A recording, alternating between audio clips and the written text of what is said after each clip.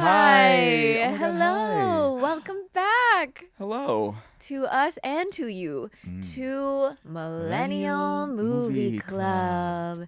It's fall. It's falling. It's falling. It's all falling apart. It's falling apart. Oh my God. Just kidding, kind of. It's autumn. Well, at least here in New York, wherever you are, it might not be. Well, Where are it's you? still this. Well, you're right. At certain parts of the world, happy summer. Happy summer. Australian listeners.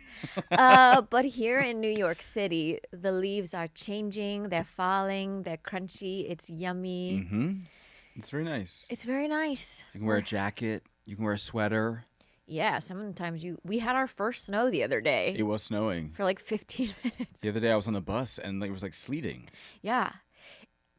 And they're like, get off the bus. Isn't this your stop? I was like, No, thank you. I'll stay. Yeah, it's all happening. We're sort of sliding into holiday seasons. Sliding right in. Yep, it's With like the turkey baster. it's like trying to climb up a hill. Like no, and then it's just a little bit slippery, and you just slide back into the holidays. As you do when you climb up a hill. I wouldn't know. I've never climbed a hill. Ask Kate Bush. She's still running up that hill. Run up that hill to avoid the holidays. And here comes the cast of Stranger Things.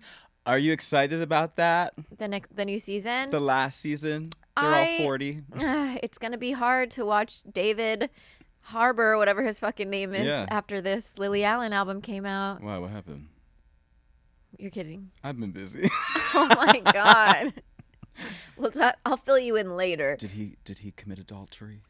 She wrote a whole album basically documenting like the horrors of their relationship in detail. But yes, quite a bit of adultery. Uh-oh. But hey, it's okay. Maybe they kill him off this season. We don't know. They might have killed him off last season. I just honestly don't remember because it's been like 15 years. 15 years, yeah, anyway. Anyway, I'm over spookiness though. I'm not. But it's no longer thematically important. No. We are hitting fall now in the podcast. Mm-hmm. Who are you? What's a fun fact about you? Oh, thank you. You're welcome. You're right. Who am I? Hi. Who am I? I'm Jaz Zapatos. And a fun fact about me is before I moved to New York, I never had fall. And now it is because I grew up in South Florida. Oh, yeah. And it is my favorite season. That's such a boring fun fact. I feel like I need to do that again. I need to dig deep into my soul and find something. What's wrong with that fun fact? It's boring. No. And it's basic. No. I love fall. I love fall. No, you were saying that you've never, you didn't have fall. Okay, you're right. Did you You're ever right. travel when you were a kid to experience a fall? Like, how did you know what it was? I didn't. Well, honestly, I knew from movies. In Florida, did you ever own a winter coat? No. Really? No. That's it was all nuts. like Hollister jean skirt and Ugg boots. That's crazy. We around Christmas sometimes it would get like maybe a little into like the low 50s, but other than that, no, we'd be sweating on Halloween in our latex costumes, No just way. huffing and puffing. My mother sometimes would make you have to wear a coat over your Halloween costume. Right. You're like, now I'm a ninja wearing a coat. Which it to me now, it really helps sort of like signify the passing of time, and you like Yes. can divide your life into these chapters where in Florida, and I think like parts of California too, I've heard like it's just looks the same the whole year and time just kind of floats like this, and it's very weird. That's why everyone has psychosis. Yeah. They're like, oh my God. That's why it's only old people move down there. They're like, I just need time to stop. But yeah, now, I mean, I feel like I'm fully expressed in this season, and it feels good. And again, it feels so cinematic, especially to be living in New York City in the fall. New York Fall is amazing. It's the best. Who are you? My name is Jackson McClaskey. Hello. I have a fun fact, and it is this. I own a lot of sweaters, so this is a very good time of year for me. I did not think that was going to be your fun fact Why? What did you think it was going to be? because you just did something really cool. Oh, that's not very fun. I went on a 2-week road trip across the country. We went That's from- not fun. What the fuck? I own sweaters. Let's talk about that. We went from the Atlantic Ocean to the Pacific Ocean. It took about 2 weeks. It was my mom, myself, my best friend. We actually listened to this in the car, which... but, yeah. But I own a lot of sweaters. And One time when I was moving, a friend of mine came to help, and our other friend told her, she goes, well, you know you're just going to be moving a bunch of sweaters, right? And guess what? She was right. But you're not wearing a sweater today. Maybe next week I'll wear one. Okay. Yeah. Fair. Well, that's us. The reason we picked the movie that we are going to be discussing today is because though it does go through many seasons, it does really have such an iconic New York in fall feel. Visually, there are some very fall moments. Yeah. And I found this movie as someone in my 30s, because like I feel like sometimes watching like the a lot of rom-coms that are very like teeny bopper-y feeling, or like whatever, The Kissing Booth or whatever people are watching now with a girl named Tummy in it. P.S. I love you. Yeah, like I'm like cannot relate. But this, it's like moving through eras of your life and the person you think you are versus the thing that you think you want versus what you do want. Like it's very and this was my first time watching this. You've never seen this? No. And what is this? When Harry Met Sally. You've never seen this? No. Wow. I think I thought I did because I've seen a lot of the other Nora Ephron and Meg Ryan-y movies. You've Got Mail? You've Got Mail, Sleepless in Seattle. Yeah. And then the second this movie started, I was like, nope, never seen it. Really? Really. Wow, I'm jealous. Yeah. To get to watch this it's so good. It is good. Yeah. It all of these years later, I have no nostalgic ties, but into it. I probably watch it like once a year. I love that. It's good once a year. Shall we set the scene? Let's set it. In 1977, college graduates Harry Burns and Sally Albright share a contentious car ride from Chicago to New York, during which they argue about whether men and women can ever truly be strictly platonic friends. 10 years later, Harry and Sally meet again at a bookstore, and in the company of their respective best friends, Jess and Marie, attempt to stay friends without sex becoming an issue between them. Kind of like us. No, I'm just kidding. Can men and women ever be truly just friends? Anyway. Cast and crew. Written, of course, by Nora Ephron, directed by Rob Reiner. The movie's screenplay writer Nora Ephron received an Oscar nom for Best Writing, but the trophy went to Dead Poets Society. Of course, a movie about boys. But it wasn't a total loss for Nora because she took home a BAFTA for this. BAFTA. For Best Original Screenplay. A BAFTA. A BAFTA. And then You after stink, she took a take a BAFTA. Bye, take a BAFTA. Quick side note, while we're talking about Baths? this, European slang words. This really tall German man came to see Slam Frank the other night for the second time. And that night we had a few tech issues with the mics. Like, it wasn't anything major, but like a few little moments where mics cut out. And he was like, yeah, the first time I saw the show, I thought, wow, very professional, right? But tonight, I feel like there were many, how you say, oopsalas. Who? Oopsalas. Oh. And so we were like, well, nothing really we can do about that. But now I can't stop saying oopsalas? oopsala. Okay. When something wrong happens. Oopsala. So if I say it today, now you know why. Now I know. And you at home know as well. Oopsala. Let's talk about this cast here. Harry, played by Billy Crystal. We know him from The Princess Bride, Monsters, Inc., Analyze This, Monsters University. One of my personal favorite Pixar movies. Originally, shocking to no one, Tom Hanks was offered the role of Harry. I don't like that. No. No, I wouldn't like that. No, I wouldn't like that either. Billy Crystal is... He is. He's charming.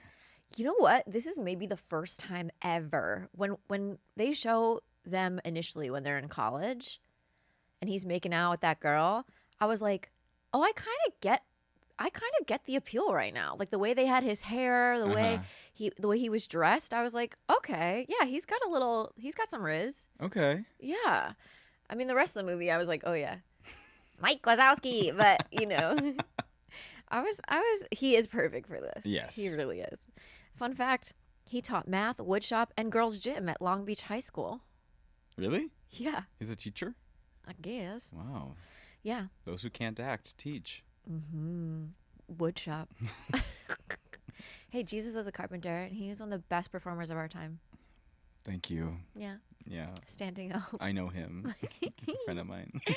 Sally, played by Meg Ryan. We know her from Sleepless in Seattle, You've Got Mail. She also voiced Anastasia, which I didn't know. Yeah, do you know that when she ran into the singing voice of Anastasia, whose name is escaping me right now, Broadway actress, she was like, "Hi, they're at like the after party or whatever," and she was like, I'm the singing voice," and Meg Ryan looked at her and goes, "Oh, I've been telling everyone I did it." I've heard some kooky things about Meg Ryan. She one time was at a restaurant that I worked at, and there was like a bread basket that got delivered. And Kathy Najimy was at the table with her and was like, "Can you get my friend some more bread?" And I, A, didn't recognize Meg Ryan, but B, looked in the bread bowl, and Meg Ryan had eaten all of the crust off of the bread and then put it back in the artisanal wood bread bowl that did not get washed. So That is weird. she was hungry for just the crust. When I was trying to dig up fun facts about her, like most of the stuff I found was like, she once like put it in her contract in one of her movies that like extras on the set were not allowed to look her in the eye or like some crazy shit like that. I don't know. But this was her first lead in a film. Really? Yeah. Molly Ringwald was going to get this part, but then she just fucking went after it, and this was like her kind of start into leading roles. Fun fact, she has size 11 feet, which will make you weird. That's men's 9. I don't know. Okay. It doesn't. No, it says like I think a woman's 11. Which would be like a man's 9. Oh, sure. You know Okay, what I don't know. I think it's 2 less. I thought you meant if she's a men's 11, she's a woman's 9. And No, I was no, like, no. no. I'm a woman's 9. If she was like a men's 11, then I'd be like, oh. Oh. Oh my God. Wow. Can you imagine? Flippers. I thought I had big feet when I was like, that tiny lady has size 11 feet? I'm going to blast it on a podcast. She's a great swimmer. Women's rights, women's lib. Size 11 weirdo. Anyway, speaking of weirdos, let's talk about these reviews. I think we're missing a really big person in this movie. You're right. A personal hero of mine. Carrie Fisher. Carrie Fisher. Because I hate her character so much in this, I think I blacked it out. I love her character in this. I mean, she's sad, don't get me wrong, that she's like constantly pining over a man who's married. Mm-hmm. But I think Carrie Fisher we don't see her that much unless, if you're a Star Wars fan, you see her as a Star Wars person. Right. But for the rest of us that like the amount of scripts that she doctored in Hollywood that she was behind the scenes on and never credited for, like this woman is amazing, right? Yeah. And for her to get this opportunity that I love, that she's just kind of this like sad, mopey friend that's like, you're right. Every time she says, you're right. I know you're right. Yep. It's like, it's true. We know people like that. I love her. Yeah. But I think that's the point. Is she's meant to be that friend that you're like, for the come love on. of God. She's got that ugly ass wedding dress. But it's just like, Carrie Fisher, I miss you. I love you. Pour one out. Moving on. Yes. David Robinson from the Times UK writes, Rob Reiner's direction is feather light, precisely paced, and with fine appreciation of the fart. Hello? Of the fart. Period. Like a feather. The fine appreciation of the sharp New York-isms of the dialogue. Mm-hmm. And now nobody cares about that review. I was reading the word sharp, but then my eye caught the F from feather light. And I said farp. That was better than shart. Is it? So, but I agree with that. I think like this movie is also a love letter to New York. Mm-hmm. Although it is also one of those movies you're like, what did they do for work? And that's their apartment. Literally, I've seen this so many times. And at one point, when they see him in the bookstore, she tells Carrie Fisher, she's like, he's a political consultant. I was like, what? Since when? Yeah, what? Yeah. Can you also imagine him being, I could not imagine him being a political consultant. I don't know. I guess it depends who is in office. Yeah. What does that mean? I don't know. He's like a neurotic Jewish New Yorker. Mm-hmm. You know what I mean? I don't know. Different times. Roger Ebert gave this 3 out of 4 stars. Okay. Liked it. When Harry Met Sally is a love story with a form as old as the movies and dialogue as new as this month's issue of Vanity Fair. It's about two people who could be characters in a Woody Allen movie if they weren't so sunny, and about how it takes them 12 years to fall in love. We're with them, or maybe a little ahead of them, every step of the way. Harry's played by Billy Crystal and Meg Ryan is Sally, and they make a good movie couple because both actors are able to suggest genuine warmth and tenderness. This isn't a romance of passion, although passion is present, but one that becomes possible only because the two people have grown up together, have matured until they can finally see clearly what they really want in a partner. That's clear. He sat with that. Yeah. He said, I am changed. I see now. He's like, wow, I'm going to call that woman I was friends with 12 years ago. So it's not all about sex. No. Oh, no, never. It's about growing up together. It's Yeah. about companionship. I can't quote who had the tweet, but there's someone, I'm going to guess a woman, tweeted in the best, most complimentary way, tweeted that this movie doesn't answer the question, can men and women be friends and not have sex? It's that in order for men and women to have a lasting relationship, they have to be friends first. Oh, Do I you know what like mean? that. Yeah, I like that too. Interesting. Because like we spend the whole movie being like, well, men and women, men are from Mars, women are from Venus, right, kind of vibe.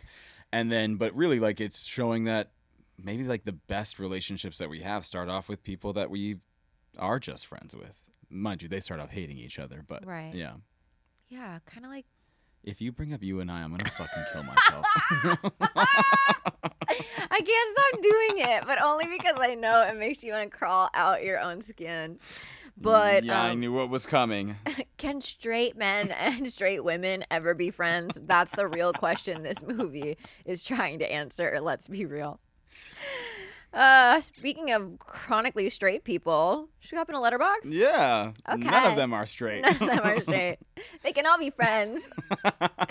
Jay writes, Rob Reiner dared to ask, can we dress the most average-looking men ever in autumnal city fashion, and will it make them sexy? Mm-hmm. There, he wears like a whitish cord sweater. He looks so good in that. That has become like a meme where it's like, it's time for Harry's sweater fall or whatever. Now that Brad Summer's done. Like, you ever kill myself? And a lot of people have that same haircut, men, women, and in between. That's absolutely right. That's absolutely right. Brandon Reese writes, I think the scene where she pretends to come is great. The old lady wants to come too. She'll eat whatever it takes to come. I'll tell you right now, I would not eat whatever it takes to come. Okay? They're also like, aren't they at Katz's? They're at Katz's Deli. Why? I wouldn't want to eat that big ass sandwich and then be like. She does that and then takes a bite of coleslaw, which grosses me out. Like coleslaw. I love coleslaw. Oh. I can't do it. Things that are just like a bunch of crunchy things in mayo really fuck with me. You would hate the Midwest. Yeah, I know. But man, what's the grossest thing you would eat if it meant that you could come? A dick.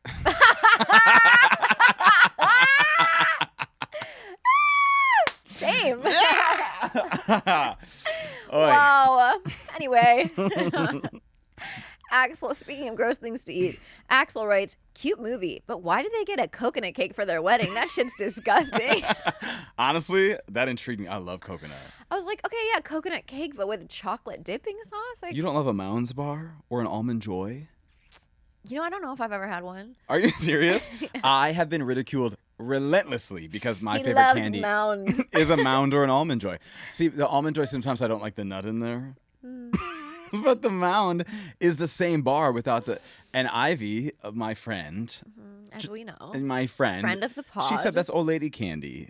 And I was like, it's not a Werther's original. It's a Mound bar. When I see anything coconut, it does make me think like old-timey. Like they're not making new products heavily featuring coconut unless it's on milk or a lactose-free ice cream. Or one of those natural deodorants that doesn't work. Correct. A lot of those are coconut. Correct. Coconut and onion Shout flavor. out Native. Send us product. Change my mind. Like I smell like coconut and a dirty diaper. Coconut, and you cut it with the onion knife. Yeah. Clean your dishes.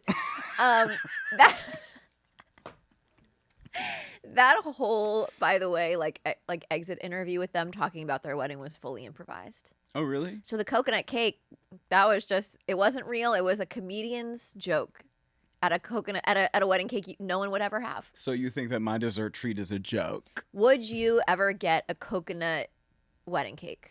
I don't know if I'll ever get married. But just to eat. You don't have Oh. to get married. Oh, I tried on wedding dresses once when I was engaged to nobody. That was a secret until just now. I got divorced and then went. you've also worn a wedding dress. I wore a wedding dress for my wedding. Let's just say I went wedding dress shopping twice. Once before my divorce and once after. Because I said, you know what? I'm different. Fuck it. But what's awkward is then maybe they're just trying to weed out the sad, lonely girls because they ask you everything about your relationship, your wedding plans, all of that. They were wanna like, make sure- and I had to like make up a story on the spot. Come on, improviser. You're like, how did you meet? And I was like, no, this is good. This is an exercise. You're like, well, yes, and we met it. And you're like, oh, okay. Huh? Building on the joke. They're Call like, back. she's saying a lot of yes and we know this girl is not We going have a UCB girl here. Another one. Another sad, lonely UCB girl who spent all her money on bad class.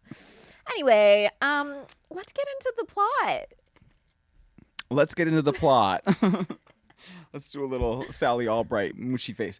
The plot of this movie, there is a plot, of course. But if you think about this, it works because the two leads are very charming. The chemistry is Even spot on. Meg Ryan, right? Like, and Billy Crystal said that, like, as soon as they did their test read, like, they just were Harry and Sally. They Yeah. knew without a doubt. Yeah. in a way that, like, if the chemistry was off, if there were two different people and maybe it was off, I don't think this would be that good. No, I think we would hate it. We would hate them. Because there isn't a lot going. It's literally just their relationship.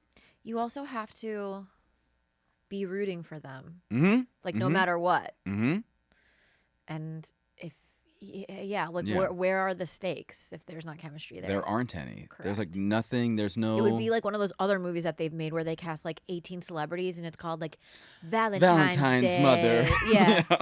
Valentine for my mother. And you're like, Patrick Dempsey, Cameron Diaz, Sally what are you Field. doing? You all have 3 lines and I don't care about any of you. Why do we Taylor- keep making that movie? Taylor Swift. Yeah. Oi. That was, oh my God, that's such a, like, 2010s thing. Yes, it is. Yes. And they kind of stopped doing that They now. stopped. They're like, okay, This we is don't want not to see working. Leah Yeah. Michelle in an It elevator. doesn't matter how many A-listers. We can't get Leah Michelle to read a script. It doesn't matter how many A-listers you put in a movie Yeah. if we don't give a shit about them. It's just vegetable soup. Mm-hmm. A bunch of litters. Yuck. And I need noodles. Harry Burns and Sally Albright are graduating from the University of Chicago. And Harry is dating Sally's friend, whose name I forgot. So does Sally. Yeah, she does. It's like And Amanda or something. yes, yeah.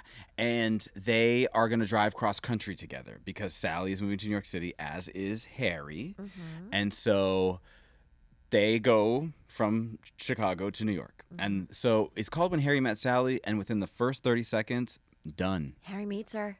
Done. Call the movie. It didn't occur to me until just now, but if I was like dating a girl who's dating this guy that like I genuinely didn't like, and she was like, hey, I realized he's also going there. Will you drive him 11 hours in a car? No.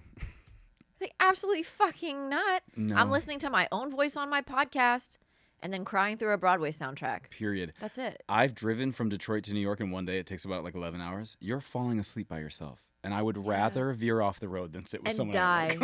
Okay. Then try to make conversation for 11 hours with my friend's shitty boyfriend. And at one point, they stop at a diner.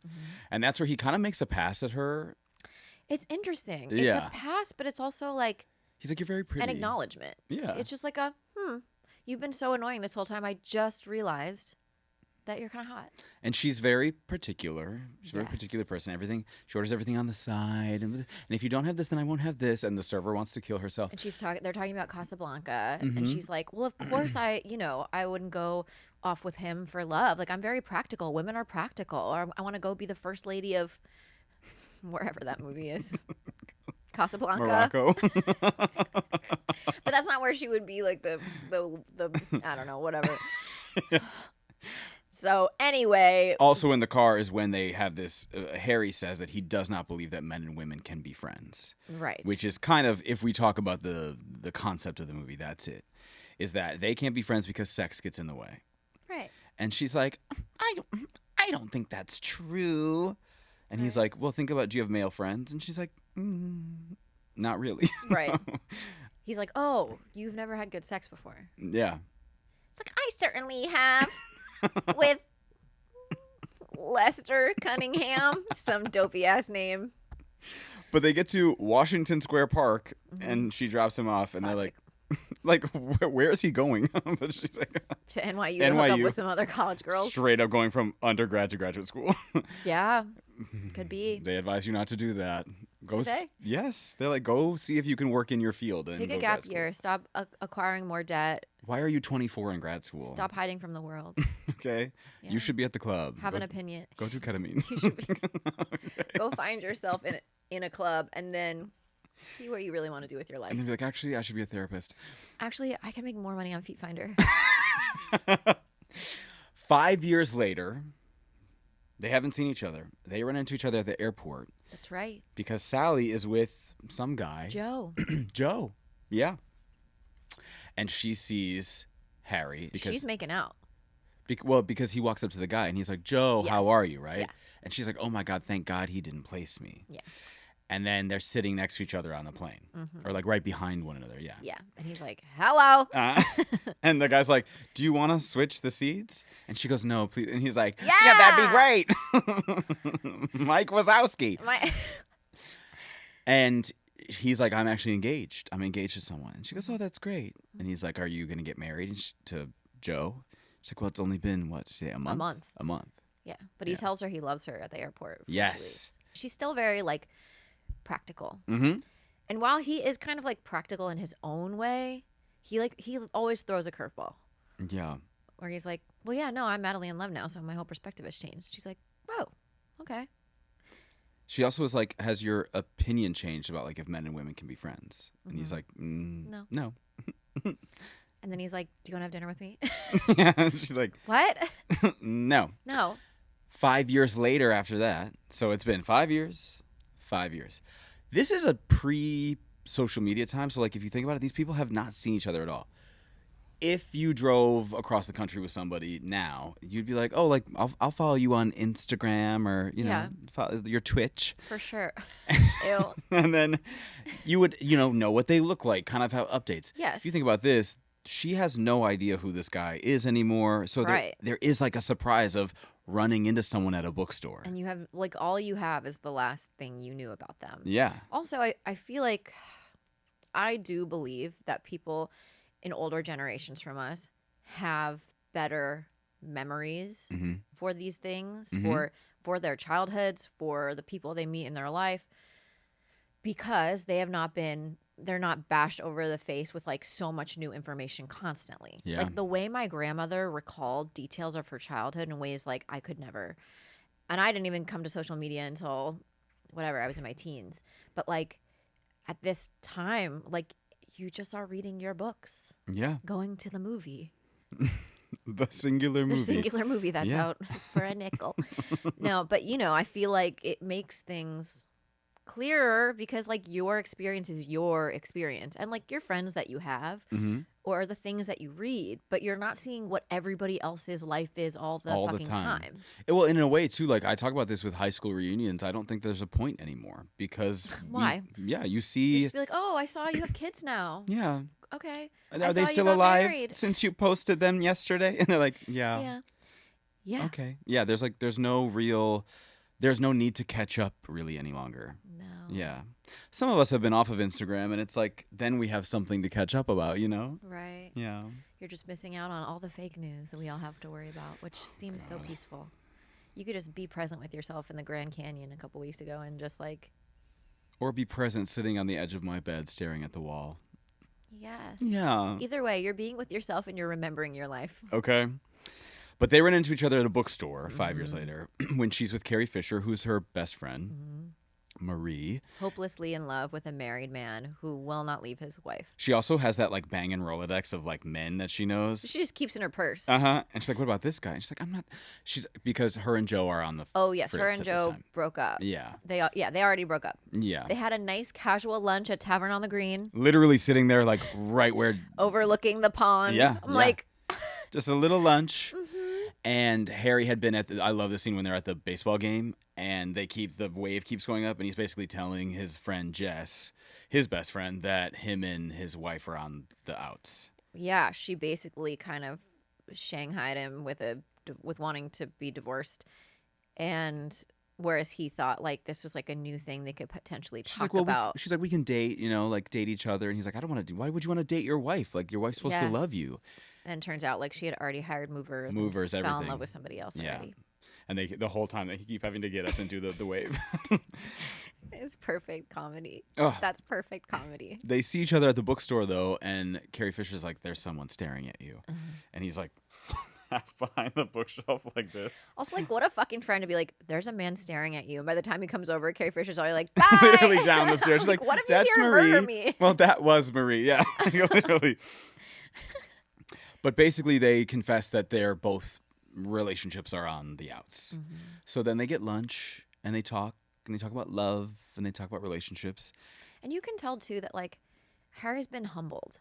Yeah. Like he's different where before he had a bit more snark, a bit more thing that kind of drove her nuts. Mm-hmm. Whereas now it's like he kind of like looks at her and listens when she talks. And it's just like, hey, like, and I get it now because we've both sort of been through the ringer that is life. Well, and in that way too, that when he says that men and women can't be friends, he's like you're talking about listening. He really is listening to her in a way that a friend would, not necessarily like just to get in her pants. They're really. So he's been humbled. I think she also has matured. She was a little immature at the beginning. She was immature, and in the ways that she was very uptight and very like, I know what I want out of my life. Now she's kind of like, well, what if I want to go travel the world? What if I like? She's loosened up. She's changed, which again. Relatable content. And she also seems really fine about her breakup. She's just kind of like, it just didn't work out, and and I want the best. And he is really struggling. He's in bad shape. Yeah. Well, and when you think about it too, when she was like, I'm going to do this, I'm going to have this, when her and her husband or her, boyfriend, Joe, she says like, and we could travel on a no notice and have sex on the kitchen floor or whatever. They thought that those were the things they wanted, and those things never happened. She's like, we never traveled, we never, had sex on the floor. Then she realizes that she wants a family. Yeah.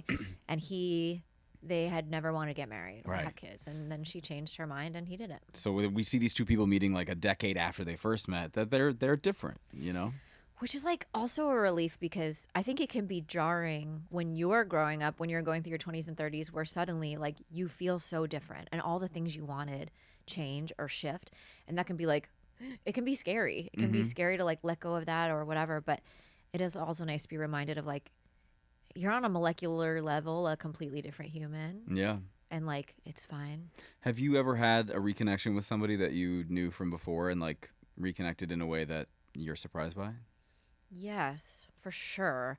I mean, to be fair, like I've had those like I've had men come back into my life that like, it was like a will they, won't they, or a little flirtation back in the day or whatever. And then it's like, oh, like we're in different places now. Let's explore this. And while like it didn't work out, there is something nice about like seeing something through that you've had a question mark about it's in like your mind. It's like a loose end somewhere that then it gets to be a little bit at least tied up. Yeah, or like I used to have a friend who, and this really, I was thinking about this so much.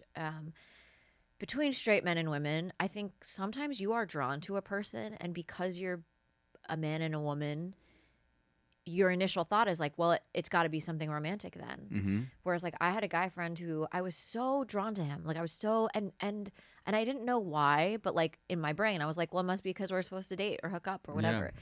And then like we did a little bit, and it just like it didn't feel right. And then we would go on to become really good friends, and he became my videographer and like made all of these incredible kind of like life-changing projects with me, where after the fact I was like, sometimes I feel, and I know it's a little woo-woo, like the universe brings somebody into your life for a reason, but it's so easy to go black and white with it, to be like, well, if it's a man, it must be because we're meant to date. For sex, yeah. Where it's like, sometimes that's not always the case. What about you? Has anybody ever come back into your life or have anything on the topic? No, I don't let them back in. He said, I go offline. I don't see them anymore. No, I haven't really like had a there. I mean, there's a few people, of course, that like I'd be curious to know how they are or like to see what their life is like. But yeah, no one's like come back to be like, hey, I'm different in these ways because I'm also very different. Yeah. But yeah. Also, like you and I, our friendship, like we met through Back friends. to you and I, Jesus Christ. As friends, but like we've had different eras of our friendships where we've seen each other more, we've seen each other less, we've gone a long time without talking. Now, like, you know, we're together every week, and like I prefer it that way. But like, you know, it's just like the things that we've gone through over the last, like, I don't know, like probably around 10 years that we've known each other. Yeah. So much about us has changed. Yeah. I'm bald now. You were bald when we met. Okay. At a New Year's Eve party, because they're like, and we get these like scenes where you can see their friendships developing. They just talk and they're walking past the Natural History Museum. It's very natural. It's very easy. Yeah. But at a New Year's Eve party, they're just friends together. And she's like, thank you so much for making me come out tonight. And they share this like New Year's Eve kiss that you do with some of your friends, right? Yeah. But you can tell there's like a little bit of a like, ooh, ooh, ooh. Right. Yeah. And he goes, well, next year, if you don't have a date, like at least we know we have each other. Yeah.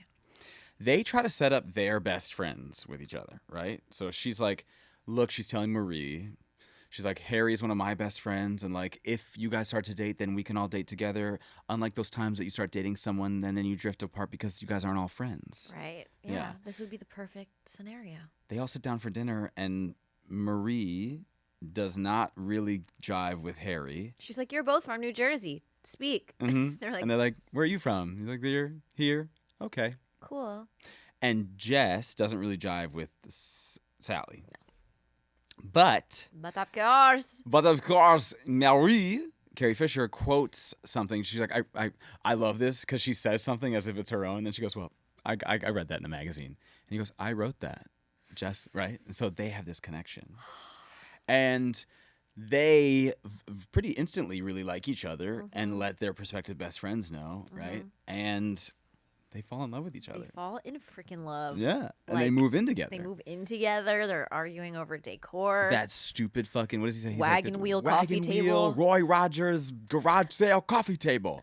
Bad. Yeah, it's ugly. Yeah. But outside of their apartment that day is when, you know, Harry basically explains like you should be sleeping, you should be putting yourself out there more, right? Like about with Sally. Yeah. And she's like, well, when I make love to someone, I'm gonna do it on my terms and like for that reason, not like you do it. Yeah. Why? Yeah. Why should I? Like you're out for revenge. Yeah. She's like, eventually you'll have to leave New York because you've like screwed every girl here. Yeah. Yes. And she's like, I don't have to move on. You know, I don't have to move on in any particular way. Mm-hmm. And what I love is even they argue for a good 30 seconds, and then he's like, can I speak? And she's like, yeah. And he's like, I'm sorry. Yeah. I love that. And she's like, I'm sorry too. And they give each other a big hug, and I was like, oh. And I'm still like, jury's out for me if like straight men and women can be just friends without having ever hooked up. Okay. Actually, Doug and I are friends. Doug and I have been only friends the whole time we've been friends. So you know what? There we go. We started an app called Only Friends. We bonded through comedy. So there I go. I guess I proved my point that it is possible. But I will say there is something really nice about having somebody of the opposite sex who's just a friend, where you don't feel the ulterior motives or anything, because it is like, it's a different level of support. It's a different perspective, especially when you're going through dating life and you like, it's easy to get together with your girlfriends and like just dude bash. Sure. I can't think of any of my female friends that have a straight best, like a straight close friend that they haven't had any sort of like, well, we tried, it didn't work out kind of, right. You know? Yeah. I can't think of anybody. It's rare. It's very rare. Yeah. Anyway. They get engaged. Marie and Jess. Mm-hmm. Yeah, they're in love. She tries on that really hideous fucking dress. Oh my God. But Harry and Sally are at like Sharper Image. Somewhere trying to get them a wedding gift. Yeah. And he sees his ex-wife with the man that she left him for. And it's this like moment when the ex-wife just walks clean up, like not even toying around, like walks clean up and is like, Hello, Harry. This woman's an ice queen bitch. That's crazy. With, like, hand in hand with her... What was his name? Igor or something? But she's like... Ira. There we go. But it's... Some bald exec. Yeah. Nothing wrong with the bald part. I'm just saying, no, like... bald is gross, but... Bald is beautiful. Okay. But this really rattles Harry, right?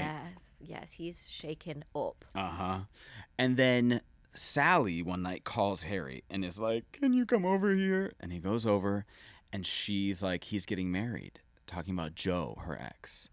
And this is such an interesting idea, because I think we do put people in this, that she says that the girl that Joe is with was supposed to be his, like, interim, right? That it's like the rebound after her, and they're ending up getting married. And she's like, he's not supposed to be. Especially when he did not want to get married when they were together. Right. And she's like, so it's just that he doesn't want to marry me. Yeah. And while Harry is consoling Sally, then she's like, will you just hold me, like, a little longer? And then they kiss. And then they kiss some more. It's like really wet kissing. I had to look away. I'm not a prude, but, like, I hated the sound. Which for friends, like, wet kissing is weird. Yeah. And so then they bone, because we get, like, a kind of zoom out, and they're both naked, and her head is on his, and his eyes are just wide open. Oh my God. He looks like he's seen a ghost. He's like, and she's like, finally. And she's like, do you need a snack? Do you need anything? And he's like, I'm good. Night. And the next morning he dips. He absolutely Which bolts out of there. I guess we also missed, in the moments where they are becoming friends, she challenges a lot of his ideas about women and everything else, which very famously happens in the Cat's Deli when she says that women can fake orgasms, which I guess at the time of this movie maybe was taboo to talk about. Fun fact. Yeah. Well, actually, and also Meg Ryan came up with that idea for Really? that scene. When they were test screening this movie, Rob Reiner reported that during that fake orgasm scene, all the women in the audience were cracking up. They were laughing hysterically, and all the men were dead silent. Oh, I bet. I bet. They learned some things that day. Yeah. But honestly, like, yeah, there is... I hate to say it because it can be a little bit of a power play. And to be fair, like, I don't fake orgasms. I don't have time for that. I was about to say, have you ever faked an orgasm? Oh, yes, I have. Okay. In my life. Oh, my God, I absolutely have. Many times. But I think then you get to a point where you're like, why? For who? Yeah. For me, I've straight up told men, I've been like, when they were like, so how was it? Or what do you remember about our time together? And I've been like, well, you didn't seem that dedicated to making me come, but, like, it was a nice time. And they are blown out of their buckets. They're just like, and then they're like, well, I have to fix this. And I'm like, no, you don't. But, like, it's, I don't know why that's like, I think, to be fair to everyone, I think it probably comes from centuries of women faking orgasms just to get their husbands off of them. Sure. Yeah. That was like, there was a woman that was at a barbecue, and she was talking to a lesbian, and she's like, well, when there's two women, how do you know when the sex is done? Ah! There's still so much to learn and unlearn between men and women. I did forget, though, how long that orgasm bit goes. It goes uncomfortably long and loud in this place, and everyone's dead silent staring. And then, of course, the old woman. I'll have what she's having. Who is played by Rob Reiner's mom, Mm-hmm. Estelle. You go, Estelle. Love that fact. Oh. Harry and Sally have had sex. Mm-hmm. So they've crossed that threshold in there. Can men and women be friends without having sex? Well, they prove that they cannot. Not them. So at Joe and Marie's wedding, they get into an argument because Sally's been weird about it. And Harry's like, hey, can we just get past this, right? Well, I think she's really hurt. Like, her pride is hurt because he bolted and made no attempts to, like, follow up about it. He didn't want to talk about it. And she's like, we have to talk about it. And she's like, kind of making it seem like it wasn't important, like it didn't matter. And that's hurtful. Yeah. That can be hurtful. She slaps the shit. First of all, they start arguing in the kitchen, which if I was the chef, I'd be like, get out. I'm making... My pigs in blankets are here. I'm making hors d'oeuvres for a 300-person wedding. Get out of here. Get out of the crudité. Yeah. And then she slaps him. Horror. And as they're stumbling out of the kitchen is when Jess and Marie, they're like, we want to thank Harry and Sally because if we had found either of them remotely attractive, we wouldn't be getting married today. Another slap to the face, I would say. U-G-L-Y. You ain't got no alibi. You ugly. Also, like, why would you say it that way? I know. That's mean. It could be like, without you, we never would have found each other. We never would have met. Your exquisite friendship Thanks and for setting us up. generosity of spirit. They're like, no, you two were so ugly, we picked each other. Literal dogs. We said, well, don't let me back out there again. We are monsters out here. Which is also a scene that they film when, like, right after they have sex, and both them, they call their friends, but they're in bed next to each other, picking up the phone, and they're like, I don't know what to do, la la la. That scene took the 4 actors 61 times to get the perfect take because they were shooting it in like it was theater, like in real time. It wasn't Really? it wasn't like we shoot this cutaway scene, we shoot this cutaway scene, we're editing it together. They literally were doing it all at once. Wow. I know. And it took a long time. That's crazy. Yeah. After probably take 10, I'd be like, you know what, we're going to do everything separate. We'll fix it in post. We're going to do everything separate. Yep. Sally, over the next couple of months or sometime, is ignoring Harry's voicemails and attempts to reconcile with her, right? Mm-hmm. She looks so banging when she's sitting at her big-ass desktop. I know. And she's got the glasses on. In her and that own sweater. New York City apartment. Fucking. And also, he's calling from his New York City apartment where you can see these like beautiful water towers outside. And I'm just like, what was he paying? $800? Fuck. It's, That same building is probably $1.3 million. Without now. a doubt, yes. Insane.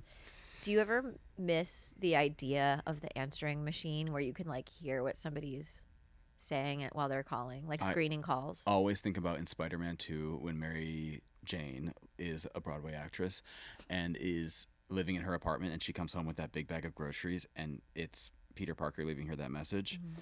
And I think about that. I'm like, I would love to come to my New York apartment with my big paper bag of groceries. Mm-hmm. And I'm in a Broadway show, and I roll my eyes because some guy who's in love with me is leaving me a voicemail. Mm-hmm. Nowadays, what I get a text every 5 seconds? Leave me alone. Leave me alone. Now it's like, beep, delete. Yeah. And then the next message. Yeah, we don't have that. People barely even leave me voicemails anymore. No. Now you can FaceTime someone. People don't even call. Now you can FaceTime someone. If they don't answer, you can leave them a video voicemail. Mm-hmm. I did that the other day. Soon somebody's fucking little hologram's going to pop out of your Apple Watch. And be like, hey. You're going to be like, ah! While you're cheating on them, you're going to be like, oh my God. Get it out of here. Like, what are you doing in there? What are you doing in there? It stinks. Like, stop. Smash, smush. It is New Year's Eve. Yeah. And Harry is by himself in his $800 apartment. And we get like an inner monologue in this scene for like the first time in the movie. Yeah, which I was like, interesting to make that choice now. Now. It's not been like a construct of this film at all. And Sally is at a New Year's Eve party hosted by Jess and Marie. They've convinced her to go. Like, these people got money. They're hosting parties, playing Pictionary. Just like, what the fuck? And Harry starts to walk by himself down New York streets on New Year's Eve. This is in his head. He's like, this is good. This is good. I get to do my window shopping. Watching this by ourselves. We love it. We love watching TV alone. You sound very 1940s newscaster. I know, you're right. I'm trying to do 80s Jewish New York man. Mike Wazowski. Harry is thinking in his head and he realizes I have to go to Sally. I have to go to Sally Beauty Supply and get something for my perm. He gets in a cab and goes there, right? And she's like, she looks at Jess and Marie and she goes, I'm going home. I'm getting the fuck They're out like, of here. Wait 5 seconds. They were counting down. What do we do? It's the new year. And she's like, I don't even have anyone to kiss. Yeah, and she Jess said is like having no one to kiss at midnight is like going to be the death of me right now. That does suck. now. A few years ago, I did hide under the table at midnight and eat the grapes like they tell you to do. Oh, that's only for Latinx people. Well, I was hoping to meet a Latinx person. I did. Under the table. You ruined my life. All that to say, he rolls up. They've already done the countdown. Yes. And they see each other. And this is when we get this. If you've never seen this movie, you've seen this scene where he's like, he's saying all the things that he loves about her. Which he improvises a good amount of. Really? That. Which I actually wondered, because the first thing he says is like, I love the little crinkle over your nose when you think I'm not talking crazy. And then the camera pans and then it right literally there. has her crinkle in her nose. And I was like, I wonder if he's reacting based on her face right now. And she walked out that day, got Botox. She was like, what? Right here. They're called 11 lines. Are they really? Yeah. Oh. Year 11s, because they're like 2. Why don't you have any? Because I have Botox. It's a little That's what I was faded going now, for. but I got to be able to move my forehead in the play I'm doing. Boo, overrated. And he's like, I love that it takes you 40 minutes to order food, and I love it. Like, basically saying all the ways that she is difficult, and the things that maybe You're cold at 71 degrees. maybe a little bristly about her. He's like, I love all those things, and she's like, She's like, I hate you. she's like, I hate you, but she keeps saying it, and there is, I don't know, like, there's some subtext here that actually she loves him because she's crying. Yeah. And then they kiss, and Old Lang Syne is being sung. And this is a little weird that he's just like, pulls away from the kiss. He's like, what's this song even about? It's like, okay, Seinfeld. Okay. And then throughout the film, we've been getting these interviews of couples, who's your favorite? Oh, that's a good question. So these interviews, they are based on real interviews that Rob Reiner did, but then they got actors to portray the interviews, which I hate. Boo. Get those real old people Bring us in the there. uglies. Yeah. Show the ugly people. I kind of love one where they're just talking over each other the whole time. But they're saying the same thing. They're saying the That's same my thing. favorite too. Yeah. Is they're legit, he's like, and I was in the Bronx. She's He like, was in the Bronx. Well, he was right next to that hospital where you were. Like he says we were something. born and on the same she day. says on the same thing. They want I you love can tell that. they've like lived their entire life that way, but it works. I love it. It's and honestly, the older actors that they got were like, I mean, they were so wonderful. Like the way, just the simplicity. They're lived in. They are very lived in. And no, and I love that part of the movie. And it's just all about like how they fell in love, how they knew they were the one, blah blah blah. And then of course, Button, who's got the button? It's Sally and Harry being interviewed, and like you said, I guess some of this is improvised. Yeah, a about lot the of it's cake. improvised. They talk about their wedding. But it was 3 months they got 3 married. months She goes, after. well, 12 months, Well, 12 years, 12 3 years months. and 3 months. Yeah. Yeah. And that's when Harry met Sally. That's when Harry met Oh. Sally. That's nice. Yeah. They were talking about maybe doing a sequel to that, and Pass. Billy Crystal was like, absolutely not. He said, as we got older, what would the movie be about? When Harry left Sally, when Sally got sick, just let them be happy and where everybody wants them to be. For all of us who believe in happily ever after, that's where they live. Oh, I like that. They did a gay thing. It was like when Harry met something. Steve. Literally, it Yeah. was so. It didn't follow the plot exactly, but it was the same kind of vibe that two people keep running into each other. It was so bad. Two straight guys like, we keep running into each other. Are we Are gay? we in love? You keep running into each other and touching tips. Am I in love with you? Maybe. Sometimes that's what it takes. Explore each other. First time watch, what would you give this? Oh, man. First time watch, and certainly not the last. Ooh. I loved it. And obviously it stirred up all sorts of things in me to want to discuss and talk about, and just about love and friendship and growing up and men and women and all of the things. And men being from Mars and women are from penis. Mm-hmm. Yeah. Yeah, but I felt seen in a lot of ways watching this movie, which was nice. In the Harry role, right? So annoying. I will go on one day to voice a tiny monster. Yeah, I just like, yeah, it felt validating in some ways to be like, you know what? Yeah, we all grow up and we change our mind and we whatever. Yeah. I will give it 9 out of 10 crunchy fall leaves. Oh, I love that. Yeah. How about you? Again, I watch this probably once a year. I didn't watch it. I had never seen it until I moved here to New York, and my friend Lisa made us watch it, like a bunch of us, you know, and I'd never seen it. Really enjoyed it then. I was like, oh, you know. Someone one time, shout out to TikTok, when I had that, you know, all my Dandy Diablo heads. Just a reminder, Jackson has a lot of followers on TikTok. Anyway. Well, someone was like, you remind me of Billy Crystal in When Harry Met Sally. Like, you have that charm. And Aw. honestly, big compliment. That's a huge compliment. Yeah. And I was like, you know He what? has a lot of charm in this movie. Like a little ugly and charming. All fixed up with a sweater, though. Okay. That's what'll get me by. So I enjoyed it. I loved this watch. I watched a lot of this time on my phone. So in the shower today, on the train, you know. Really prepared. Yeah. Who amongst us has not? So I will give this also 9 out of 10 delicious coconut wedding cakes. Yum. Yeah. That shit's disgusting. I love it. What a wonderful way to kick off the fall festive that is this podcast. We're doing like 2 weeks of fall. I know, because it's already fucking snowing. It's already like mid-November. And then we got to get Christmas in. We got to start doing Christmas, and there's a lot to watch. For non-Halloween, non-spooky fall into maybe Thanksgiving-y, there's not a lot of movie choices. No, there are so few Thanksgiving movies, and even fewer that are halfway decent. So. Yeah. And then there's 9 billion Christmas movies? Yes. Starring someone who won a Lifetime show? For those of you who have been longtime listeners of the pod, you will know that like one year at Thanksgiving time, we did we wrote during the podcast a Thanksgiving movie based on audience suggestions. Mm-hmm. Bless you. Bless you. Sneeze on the truth. Because we were like, we don't want to talk about any of these. Let's write our own. And you know what? It kind of slapped. But I can't go back and revisit because my ex-husband's featured in that episode. But anyway, if you remember, you remember. But that being said, next week we will be bringing you a Thanksgiving-themed movie that may not fall in the usual parameters of this podcast. No. But we're doing it anyway. Yeah. Thanks, everybody, for listening. Thank you for joining us here. Thank you for having us here, Sweet Tea Studio. A reason to be thankful. Oh, the most thankful. When I write my gratitude list, Sweet Tea Studio. Doug in big letters with Dougie hearts. Meatballs. The best. Right here in Dumbo, Brooklyn.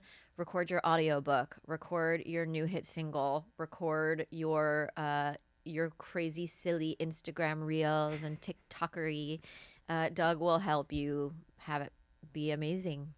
Yeah, and that's sweet, like a coconut wedding cake. Mm-hmm. It's not that way. It's not spelled that way, though. It's spelled like the bridal suite you get ready in the day of your wedding. Before you have your coconut wedding cake. Right. Tea, like when you pull out a bunch of note cards that have men's name on them, and if they're single. You gotta share that tea. Studio. Studio.com. Look it up. See you all next week. Bye.